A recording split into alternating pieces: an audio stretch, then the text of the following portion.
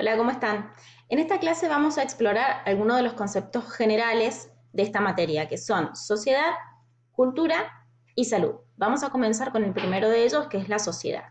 Acá en la placa ustedes tienen una posible definición de lo que es una sociedad, que podemos entenderla como un grupo de individuos, de seres humanos, que comparten ciertos aspectos de su vida, como pueden ser un mismo territorio, una misma cultura, las mismas instituciones sociales y los mismos intereses comunes. En algún momento seguramente han escuchado de esto de que el ser humano es un ser social, ¿sí? Y esto se hace bastante patente en esta situación de pandemia y de cuarentena que nos está tocando vivir. Fíjense cómo nos sentimos al estar aislados, al no poder interactuar con otros. Realmente no estamos hechos para ser seres solitarios, estamos hechos para ser seres que interactuamos, seres que viven dentro de una sociedad. Por lo tanto, decimos que el ser humano es un ser social. Y esto ya lo planteaban los filósofos desde la antigüedad. Por ejemplo, Platón planteaba que en la naturaleza el ser humano es el más débil de los animales. Si no, ustedes piensen en un bebé humano dejado solo en cualquier tipo de ambiente, no podría subsistir, no podría sobrevivir. Necesariamente los seres humanos necesitamos desarrollarnos juntos con otros para asegurar nuestra alimentación, nuestro refugio, nuestra seguridad. Necesitamos de otros para poder subsistir. Pero no somos seres sociales solamente por una cuestión de subsistencia y de supervivencia. Como planteaba Aristóteles, también los seres humanos somos seres sociales en tanto y en cuanto necesitamos de otros para poder alcanzar el fin último de nuestra vida, que para Aristóteles era alcanzar la felicidad. Piensen ustedes, ¿es posible alcanzar la felicidad en ausencia de otros, estando en solitario? Toda esta situación de pandemia y de cuarentena que nos está tocando vivir nos hace pensar un poco en esto, ¿no? Nos afecta el aislamiento, la disminución de nuestra relación con otros, el encierro, realmente nos hace pensar que somos seres sociales, que cuando se restringe de alguna forma nuestra interacción en sociedad, eso nos afecta negativamente. En una sociedad no tenemos individuos aislados, sino que una sociedad se conforma a través de grupos sociales que configuran una gran red de grupos sociales. Un grupo social es un conjunto de dos o más personas que comparten objetivos comunes e interactúan durante un periodo de tiempo continuado, ¿sí? En la sociedad tenemos diferentes tipos de grupos sociales. Tenemos los grupos sociales primarios y los grupos sociales secundarios. Los grupos sociales primarios tienen las siguientes características.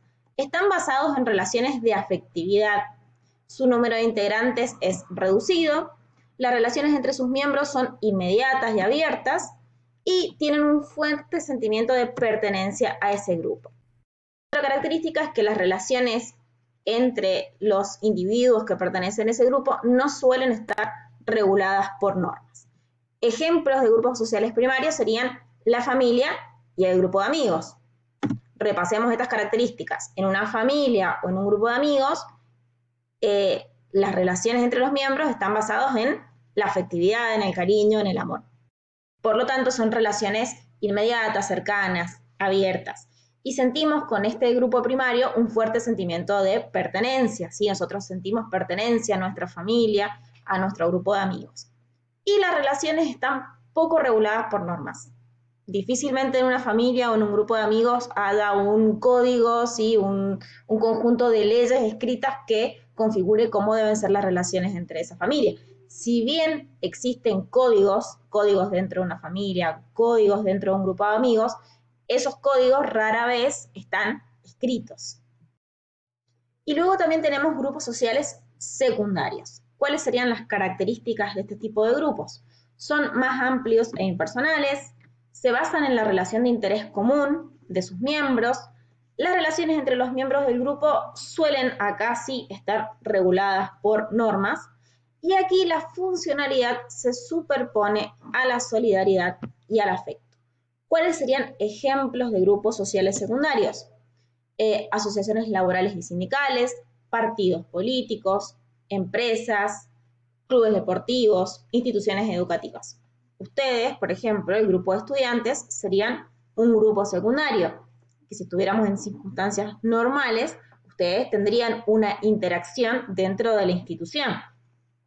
Lo mismo si juegan algún deporte o hacen algún deporte en algún club, si militan en algún partido político, en su lugar de trabajo. Todos estos son grupos secundarios, porque son más amplios e impersonales. Ustedes son un grupo amplio y más impersonal que en un grupo de amigos.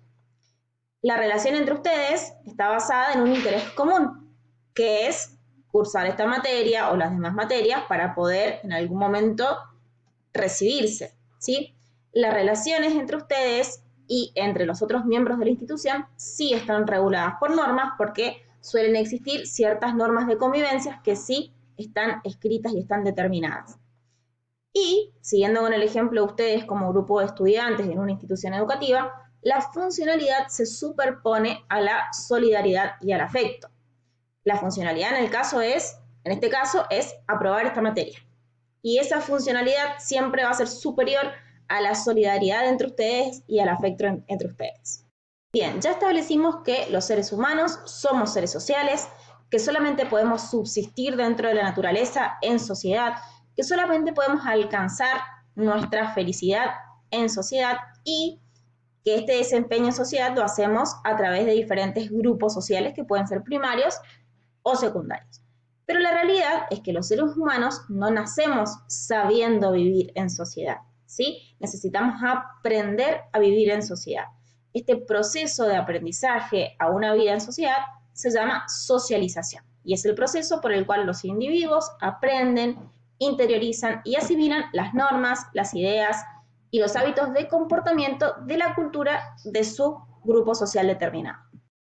Yo como individuo que me desarrollo en la sociedad argentina del siglo XXI, tengo que aprender ciertas normas, ciertas ideas, ciertos comportamientos de esta sociedad en este momento histórico, que son muy diferentes a si yo como individuo tuviera que adaptarme a la sociedad japonesa del siglo XXI, que tiene normas de comportamiento, ideas, hábitos, formas de ser muy diferentes a nuestra sociedad. Y lo mismo sucedería si yo me tuviera que adaptar como individuo a la sociedad argentina del siglo XVII, ¿sí? Con comportamientos, normas, ideas muy distintas de nuestra sociedad. Cada sociedad tiene su cultura, sus normas, sus ideas, sus hábitos, sus costumbres, a las cuales los individuos deben aprender a adaptarse, a responder. Eso es el proceso de socialización. Y tenemos procesos de socialización primaria y secundaria. La socialización primaria consiste fundamentalmente en introducir a un sujeto a la sociedad. Es en la cual se transmiten las normas culturales del grupo social y el lenguaje. Y justamente como aprendemos las cosas básicas de cómo desempeñarnos en una sociedad determinada, este tipo de socialización se desarrolla fundamentalmente en los primeros años de vida. ¿Y en qué ámbitos? En la familia, en la escuela, sobre todo en nuestro caso sería en la escuela primaria. Ahí aprendemos las normas básicas de comportamiento en nuestra sociedad y es fundamental también el aprendizaje del lenguaje, que va a ser la herramienta mediante la cual los diferentes individuos de un grupo social nos vamos a poder comunicar y vamos a poder interactuar. Entonces, en esta sociedad primaria aprendemos fundamentalmente el lenguaje y normas básicas de comportamiento en nuestra sociedad. Y luego tenemos una socialización secundaria, que es la que nos permite adaptarnos a ciertas normas de comportamiento que van a tener los grupos secundarios en los cuales vamos ingresando a medida que transcurre nuestra vida.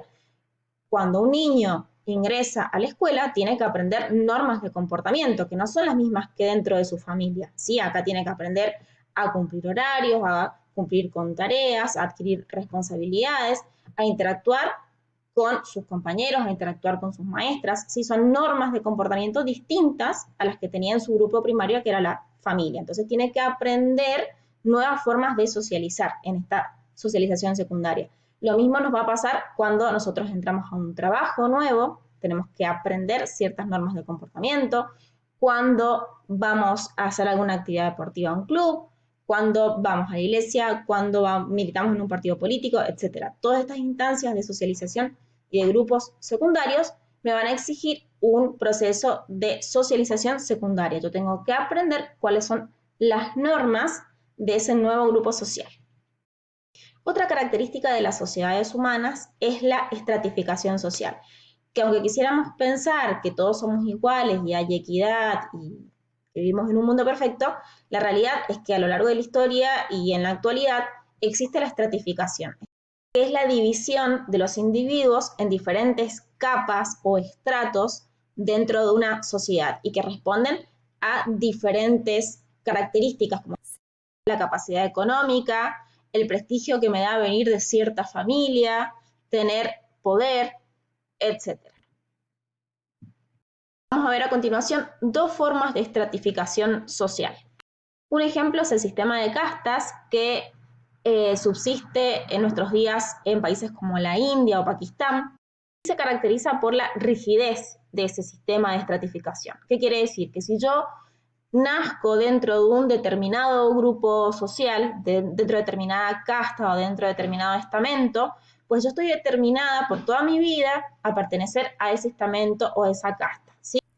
No tengo posibilidad de movilidad social. El sistema de clases sociales, mi lugar como individuo dentro de esa estratificación social no va a estar determinado por mi lugar de nacimiento, sino que va a estar determinado por capacidad económica, ¿sí? Pero otra característica de esta estratificación por clases es que acá no tenemos la misma rigidez que tienen las sociedades de castas o las sociedades estamentales. Acá existe algo que se llama la movilidad social, que es la posibilidad que tienen los individuos de nacer en una familia de cierta clase social y poder, a lo largo de su vida, migrar hacia otra clase social. En una sociedad de clases tenemos fundamentalmente tres estratos, que son la clase alta, la clase media y la clase baja. Mi lugar en alguna de esas clases va a estar determinada por cuánto dinero tengo.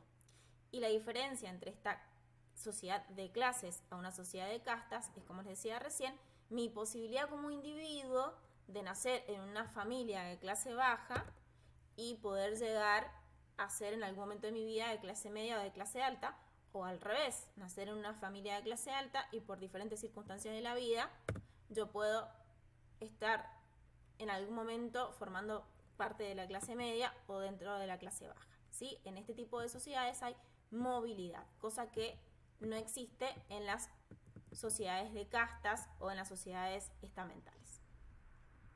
Otro concepto del que vamos a hablar muy brevemente es el concepto de cultura, que lo hemos venido mencionando muchísimo cuando hemos hablado de la sociedad. Bien, ¿qué es la cultura?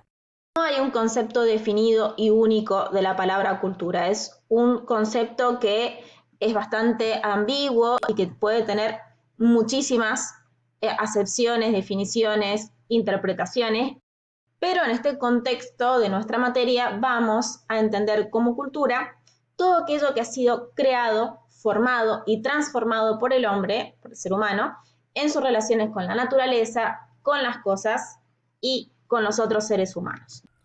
Un concepto bastante amplio de cultura donde vamos a incluir todas las artes, las ciencias exactas, las ciencias humanas, la filosofía, pero también vamos a incluir costumbres y prácticas, códigos, normas y reglas de las maneras de ser, las normas de comportamiento, vestimenta, religión, rituales, sistemas de creencias, etc. Es decir, todo lo que ha sido creado por el ser humano es considerado cultura.